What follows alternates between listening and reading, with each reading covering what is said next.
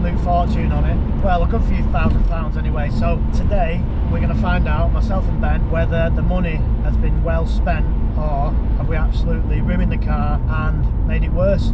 So by the end of the video we should find out. So far we've spent, I think, in excess of £4,000, something like that. Yeah. Carbon clean, clutch, KW coilovers, although they're second hand, downpipes, decatted. So obviously we've got quite a lot of videos on the playlist, so go check the playlist out if this is the first time you've seen anything on this car. Right, so we've got more power out of the car. We did that by the carbon clean and the other stuff. Can we tell it's got more power? Secondly, we got the KW suspension, so is the ride any better from a sporty point of view? The clutch was done, is that any better? Because it's a brand new clutch. And we had the downpipes done, so does the car sound any better? Straight away, what do you want to... Are you going to Noise? Noise, yeah.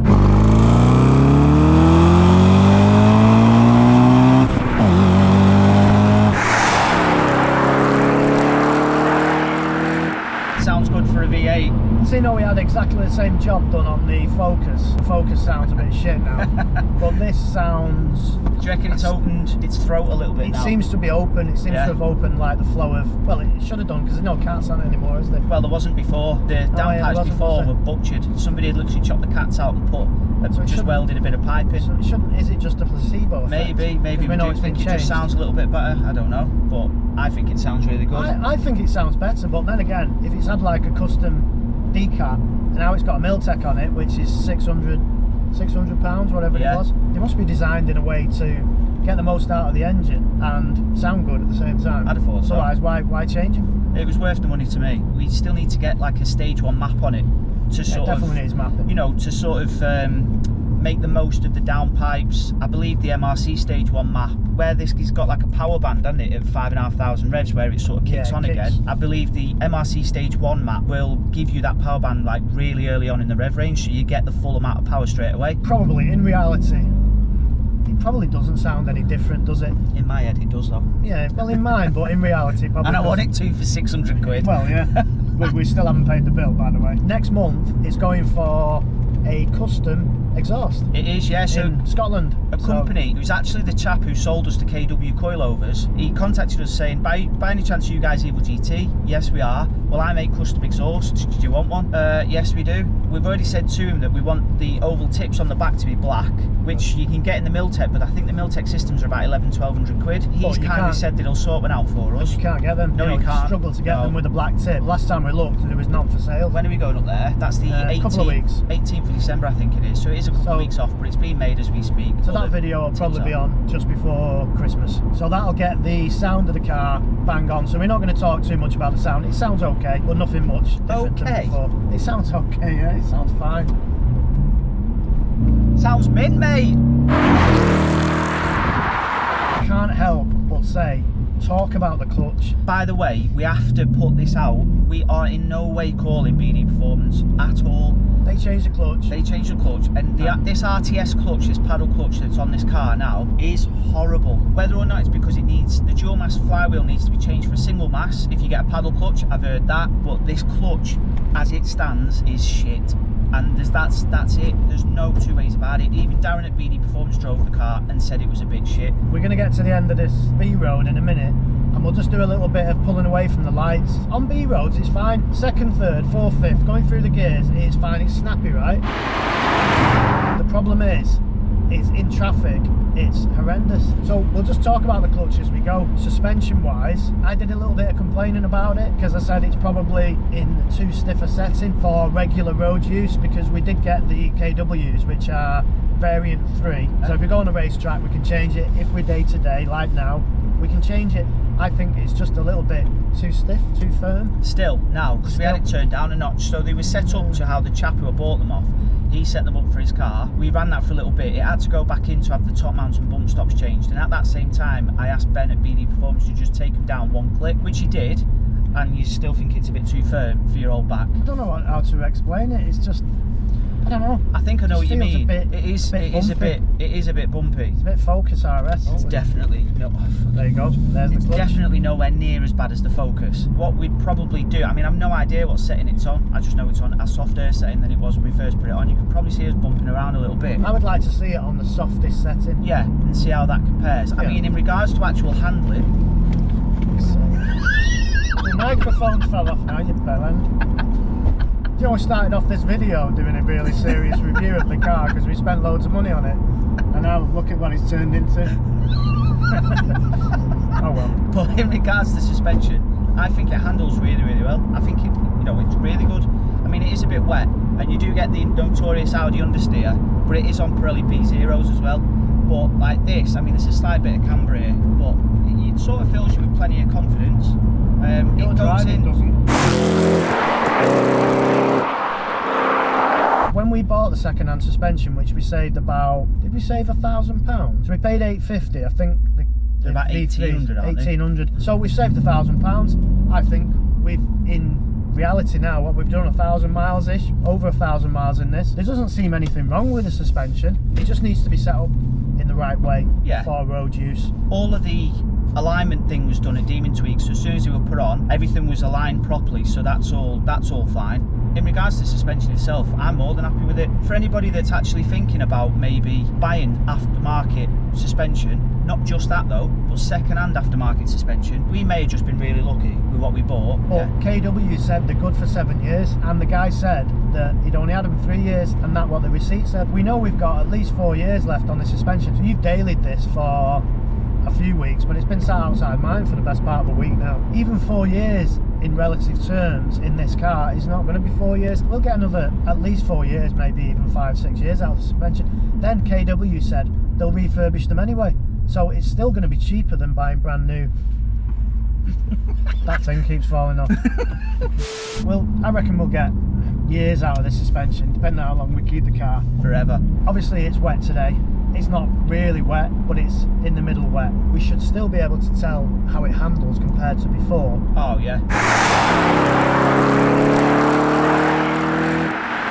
So we're on a typical British B road in the middle of nowhere. I mean, this on these tyres will wash wide quite badly, but we'll give it a little bit and see how it handles. The biggest thing is keeping it quite flat, which it does. So there's just no roll, is there? No, it stays really flat now. It's doing the job well. Like the ride quality, it's fine. What we were saying about before, the ride quality is too stiff. This is when the suspension comes into its own, really, because fairly understeer quite bad. Yeah, it's there, but and yeah, you can feel it. It's more the tyres though, I feel like the setup of the suspension now, it feels like it's set up right to give you the optimal amount of grip, but these P0s that are on it, well, on most cars they're a bit shy, aren't they? It turns in really well though. Yeah, don't think it gives you more confidence. I mean, today, if anything, it should be a bit squeaky.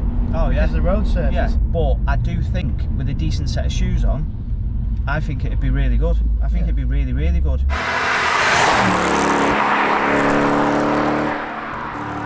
I think this suspension really, it's like the clutch. I think we've made a fast B-road car and maybe a fast track car. If now we want this for like day-to-day driving, maybe we've taken that out of the car. But now these B-roads and the suspension setup is perfect. Yeah, it handles a lot better than it used to. Yeah. Particularly on roads like this. So what's left? The power? Power.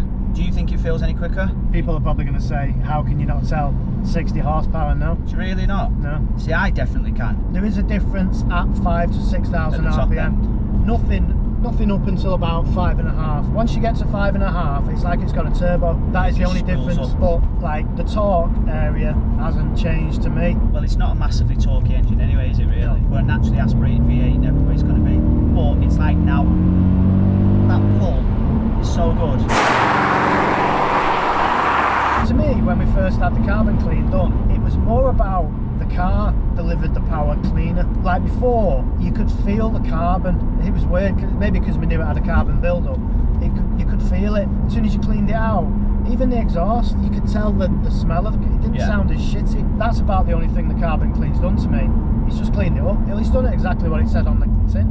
it's cleaned it. Well, that's a good job then, isn't it? Because that'd have been £1,400 for nothing. As honest as I am on this channel, if I had one of these, I wouldn't spend 1,400 quid changing the injectors and carbon cleaning it. Really? I'd just wait till it died, then do it. I don't think the gain you get from it is enough. I don't think spending £1,400 on it is enough for you to say, wow, I've spent my £1,400, I've got so much for my money. When I took the GTR and spent £2,000 on it, I felt what I got for it. But you know, like there was more power. I will get a word in. Just bear with me. But what you've got to remember, what you've got to remember is this is done 155,000 miles. The actual carbon cleaning injectors are more maintenance than a performance mod. Yeah. It's more looking after the engine. Yeah. Your £2,000 on your GTR was purely performance. That was it. That was all it was for. But then you've gone from 611 to 666, so you've made 55 horsepower. Well, and a bit more torque. You could from when I had the car, it was 575. But then you put your thing on, didn't you? The Y pipe gave me another 30 odd horsepower. So your £2,000 gave you 55 horsepower and a bit more torque. Out of all the 4 things we've just spoken about then, I don't know about you, but I think the suspension is probably the best result. Yeah. I mean, feel that then. That just dug in. Turns in, doesn't it? Yeah, it dug in and got us round the corner. I mean, you've got to hand it to the suspension. That would have never done that before on stock. No. I mean, it would have been all over the place. Probably would have been in the bushes. You feel like you'd have been leaning out of the side of the car. Definitely, yeah. Suspension's mint, clutch is shit. Power, I think, is definitely improved. I love this review of what we've done on it, and I've not even driven it. Do you want to go? Yeah, I do. Alright, well, we'll pull over down here and then You're like you're finishing it off as if that's the end of the video. Yeah, I am. I've not even had a go. It's my car. So we'll turn around, I'll have a quick go, and we'll tell you, in our humble opinion, is that right way to say it? Probably, yeah. Our uneducated opinion. No, Very no, it isn't educated, because we drove it before. Yeah. Basically what I'm trying to say is, we don't know much about cars, but we know how they drive, don't we? We don't know how to fix them, but when it comes to driving a car, we know what's good and we know what's bad. Definitely. Whatever you might call us for, saying we're idiots about this, that and the other, we know how to give a review on a car. So the clutch, I agree, is terrible, but it's sort of like something you get used to. It bangs around, especially in sort of like situations like this. The thing is, you feel that then, it's just terrible. You have to make a conscious effort to catch the bike from pulling off. Yeah. Whereas before, you never really had to.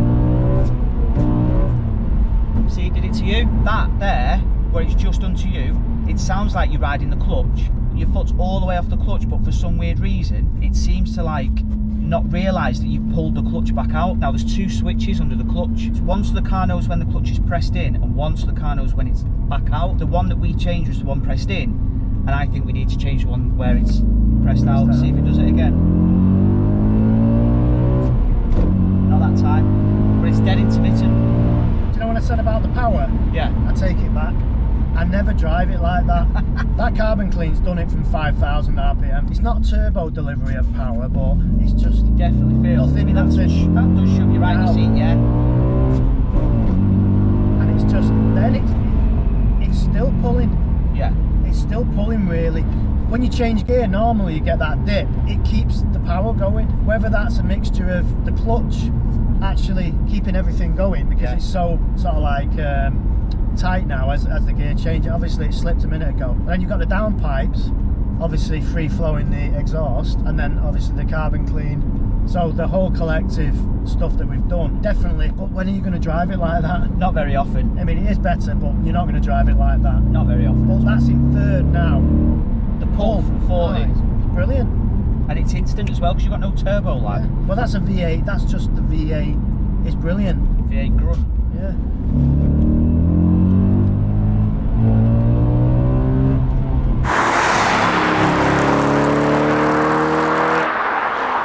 The 3 things then that I've just addressed myself from driving it, it does sound really good when you're driving it yourself, because you're in control of the car, you know when you can get the noise out of it. The power is better from the driving point of view. The clutch isn't great unless you're driving it fast. Oh, it's super grabby when you're driving it quickly.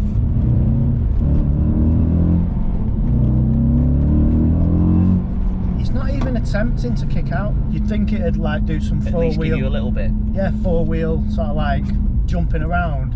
You throw this on a racetrack, it will hold its own against a lot of other cars, and it's a big heavy saloon. It'll sound good, it'll drive well, it'll stick to the road. It's funny because it feels more comfortable from this side than it does as a passenger. So this car, from a passenger's point of view, I think you could pull it apart a little bit, but it's when you drive it. I mean, we'll pull up and give our conclusion. Proper conclusion. Genuinely, you know, we spent the money on it. What do we think of it? Yeah. So you've watched this video now for however long it is, and you want to know, if you want to know what we think of the car, I'm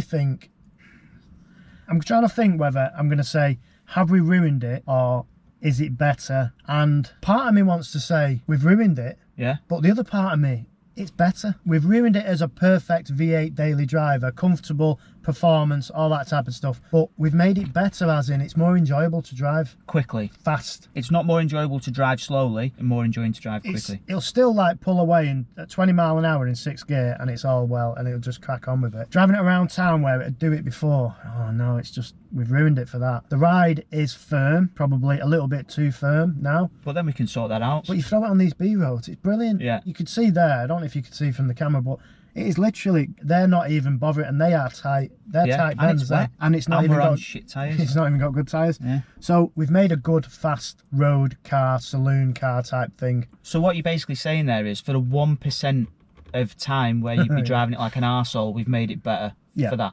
Yeah. And the 99% of the time we've ruined it. That's in my opinion. Brilliant. What do you think? But anybody that's watching this, obviously don't take our advice on, well, anything really, because we've ruined a car for 99% of the time it's going to be useful. So you're saying you don't like it either? I love how it handles, I love the noise, I love the power delivery, I just can't stand that clutch. I think we need to change the switch, have a look to try and get the stop clutch put back in it, and then go again and see, because this clutch that's in it has ruined it completely. A single mass flywheel. What's that going to be like in traffic and stuff? Too grabby still? I've had paddle clutches in cars before. This isn't driving like it should. It's just banging away. It's got to be the flywheel. Modifying cars should come with compromise as well. Yeah. Because you're compromising something. I would say 99% of the time, modifications do ruin a car. Anyway, that's our opinion on the car. We spent the money on it. We've ruined it a bit, made it better, and it's still a good car. We just need to sort the clutch out and get the wing backs, which we're still trying to get. And then after that, apart from we're going to sort the body out, making it look, you know, there's still work to do on it. There's loads of stuff to do on this car. This isn't the end of the road for this car. There's a lot more to do. There is. So anyway, but at least that's our opinion on it, and we're both on the same page with what we think of the car now, which is good for and a change. That's weird, yeah. So yeah, thanks for watching through the video and watching all the ads and doing all that stuff. And at the end, if you're still here, check out the merch on you know, if you want an Evil GT hoodie or a Who's Buying Breakfast t-shirt. Who's buying breakfast? You know, usually you. Do you know what? Bought a brekkie for a while. We've not actually. done well, it's been a lockdown for. Oh yeah, we've not done any breakfast challenges or anything. Come out of lockdown 2 days time from this video being filmed. We'll get back on the breakfast. Yes. Check out the merch, evilgt.com. Thank you all very much. To the guys who have already bought something, really appreciate thank you very much. Yeah, it'll help us going to pay to ruin this a little bit more. Anything you buy basically is going back into the channel just for buying stuff and just keeping the content rolling out. So thanks a lot, and see you on the next video. Thanks guys.